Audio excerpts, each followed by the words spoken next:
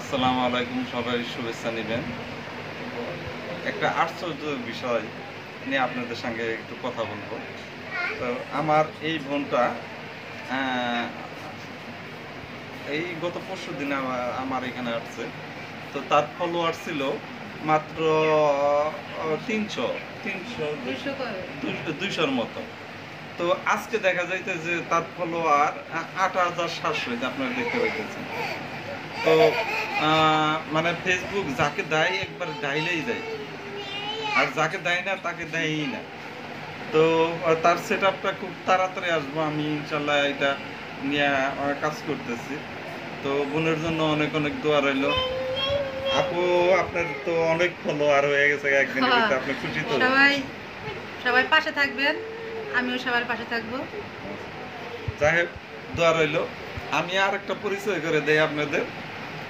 আমারই বন্ধু এবং ভাই, তার ওয়াইফ, তার নাম হয়তো আপনি জানেন, সিঙ্গার সোহেল খান। তার ওয়াইফ এই মাত্র পরশু দিন থেকে কাজ করা আরম্ভ করছে। তো সবাই তার পাশে থাকবেন আর ফলো দিবেন। তো আমার আইডির সাথে সে সংযুক্ত আছে। তার আইডির নাম নুরুন নাহার, আর তার স্বামীর আইডির নাম এমডি সোহেল খান।